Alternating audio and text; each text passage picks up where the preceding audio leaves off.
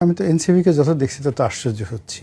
এর সাথে at least 1 dozen জিন আছে এবং বড় বড় পাওয়ারফুল জিন আছে। মানে আমার পক্ষে আসলে নাহিদ ইসলামের কারামতি বোঝা সম্ভব না। আমি তো এনসিপিকে যত দেখছি তত আশ্চর্য হচ্ছি এবং আমার যে পলিটিক্যাল ধ্যান ধারণা ছিল এনসিপি সম্পর্কে, এটা আমার কাছে মনে হচ্ছে আই এম রং। আমি এখনো এনসিপিকে মূল্যায়ন করে, মানে নাহিদ ইসলাম, হাসনাত, সার্জিস, আমার কাছে মনে হচ্ছে ওদের কাছে আমি শিশু, অবোধ শিশু এখন পর্যন্ত। এর কারণ হলো যখন তারা মানে মন্ত্রী হয়ে গেল অল অন এ সাডেন, এবার সারপ্রাইজ, এটা কি করে হলো?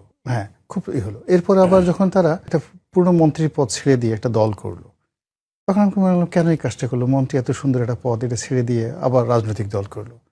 তারপর যখন আবার নির্বাচনে দাঁড়ালো, আমিও শান্তির মতো মনে করলাম একটাও পাশ করবে না। মাই গড, তারা সবাই পাশ করে আসলো। আবার পাশ করার পর মনে হলো যে তারা জামাতে বিলীন হয়ে গেছে, জামাতের বাইরে তাদের কোনো হবে না। এখন তাদের নড়াচড়া দেখে মনে হচ্ছে যে তারা অতীতের যে কোনো সময় আসছে, এখন তারা শক্তিশালী। এখন সব রাষ্ট্রদূতরা আবার তাদের সাথে গিয়ে দেখা সাক্ষাৎ করছে, বিভিন্ন লোক জামাতে যোগদান না করে এনসিপিতে যোগদান করছে। আমার কাছে মনে হয় এদের সঙ্গে জিন আছে, বড় 10-12টা জিন আছে। সামহাও এই জিনের ক্ষমতা ছাড়া তারা বারবার শুধু সারপ্রাইজ করে দিচ্ছে।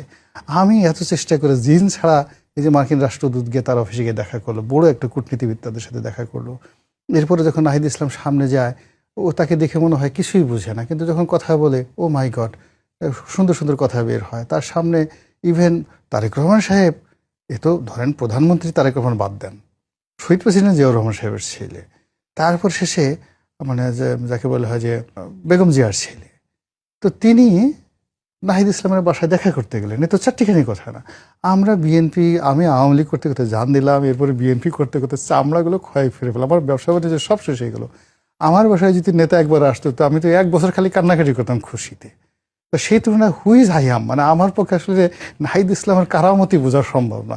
এর সাথে অ্যাটলিস্ট 1 ডজন জিন আছে এবং বড় বড় পাওয়ারফুল জিন আছে। ওই জিন দিয়ে, ও চালান দিয়ে একবার জামাতের আমিরকে পাগল বানাই ফেলে, আর একবার তারেক রহমান সাহেবকে পাগল বানাই ফেলে, আবার সালাউদ্দিন সাহেবকে পাগল বানাই ফেলে।